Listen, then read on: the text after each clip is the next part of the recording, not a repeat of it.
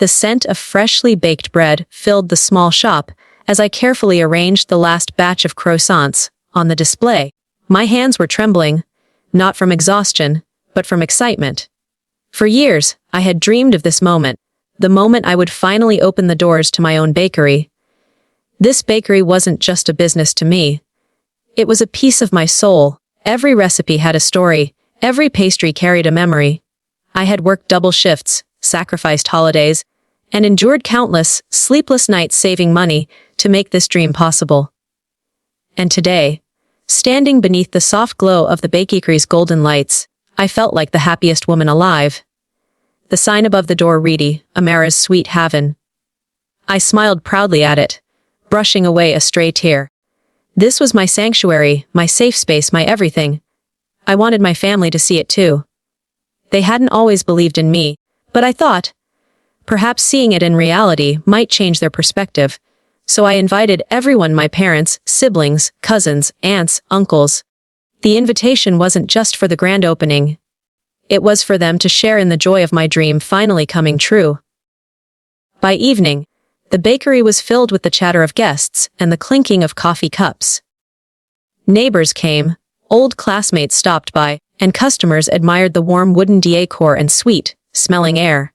But as my family walked in, my heart raced. My mother, dressed elegantly as always, gave me a brief hug. "It's cute," she said with a smile that didn't quite reach her eyes. My father nodded stiffly. "Well, at least you're not wasting time sitting idle."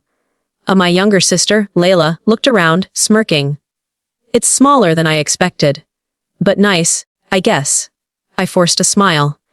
Their words stung, but I refused to let them ruin my night. "Thank you for coming," I said softly, handing them trays of pastries. Other guests showered me with praise. "These cupcakes are divine. Amara, you'll put this town on the map." Their joy was genuine, and it warmed me. Yet when I looked at my family, their smiles felt forced, their laughter brittle. Still, I told myself it didn't matter. This was my day, and I wasn't going to let anything spoil it. But deep down, something felt wrong. The days following the grand opening should have been blissful. Customers kept returning, and word of mouth spread quickly. My little bakery was buzzing with life. But my family's support, or lack of it, gnawed at me. My mother compared me to my cousin Nadia, who had just finished her law degree. "A lawyer makes real money, Amara. Pastries are, well, pastries." My father sighed whenever I mentioned long hours. "If only you had chosen a proper career. Doctors don't spend their nights worrying about bread." Lila never missed a chance to mock me. "Do you really see yourself baking into your 40s? What a glamorous life." Their words cut deeper than I wanted to admit. I had expected them to be proud, to cheer me on. Instead, it felt like they were waiting for me to fail.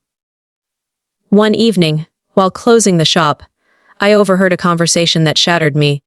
I had left my phone in the kitchen and rushed back to get it, only to hear my brother Zion whispering to my parents. "She's too naive," he said. "She doesn't even realize she's sitting on a gold mine. I can do this better than her."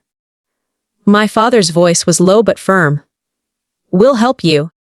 You've got the charm and the business sense. Her recipes are good, but she doesn't know how to manage properly." I froze.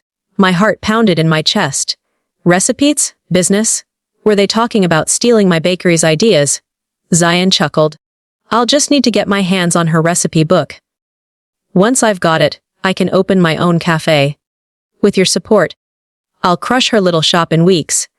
I pressed my hand to my mouth, fighting tears. How could they, my own family, the very people I loved and trusted, were plotting against me? Within 2 months, my worst fears became reality. Across the street, a bright new cafe opened its doors, Zion's Coffee Corner. Its menu looked eerily familiar. My signature cinnamon rolls, my chocolate lava cupcakes, my lemon tarts. Even the presentation was copied. When I confronted him, Zion smirked. "Recipes aren't copyrighted, sis. Anyone can make them. Maybe you should have been smarter." My parents stood by him. "He's ambitious, Amara. Don't be selfish. There's room for everyone in this town." But there wasn't. Slowly, customers began drifting away.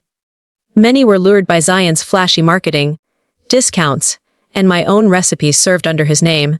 I would stand at the window of my bakery and watch as people walked past me to his cafe. Each time, my heart cracked a little more. Nights grew longer, mornings colder. My once bustling shop felt like a ghost town. I cried myself to sleep, asking why my own family would betray me. Wasn't blood supposed to mean loyalty? Wasn't love supposed to protect, not destroy? For weeks, I drowned in despair. But then, something inside me shifted. One evening, as I sat in the empty bakery, I whispered to myself, "They can take my recipes, but they can't take me." That night, I made a vow. I wasn't going to let them win. If my family wanted war, I would fight. Not with bitterness, but with brilliance. I reinvented everything. I locked away my old recipes and began experimenting with bold new flavors. Rose pistachio eclairs, saffron honey cakes, sea salt caramel brownies. I poured my heart into every bite, creating desserts no one had ever tasted before. More than that, I built connections. I learned my customers' names, their stories. I offered free treats to kids after school, warm drinks to tired workers, and discounts to elderly couples. My bakery wasn't just a shop anymore. It became a home for the community. Slowly, customers returned.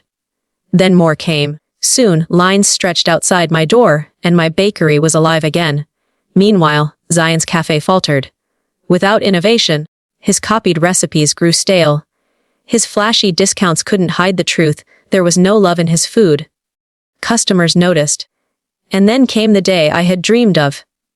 The bell above the bakery door chimed, and in walked my parents, with Zion trailing behind. They looked tired, defeated. His cafe had shut down, debts piling high. "Amara," my mother began softly, "we made mistakes. We should have supported you. Could you help your brother get back on his feet?" For a moment, I stared at them, memories of their betrayal rushing back. But instead of anger, I felt a strange calm. "I built this alone," I said firmly. "And I survived your betrayal alone. My bakery is my family now. You wanted to see me fail. But I rose anyway. And I won't go back to being your afterthought." They lowered their heads in shame, and without another word, they left. As the door closed behind them, I exhaled deeply. For the first time, I felt free. I looked around my bakery. My haven, my dream, my triumph. The scent of fresh bread filled the air, the sound of laughter echoed, and sunlight poured through the windows. I smiled to myself.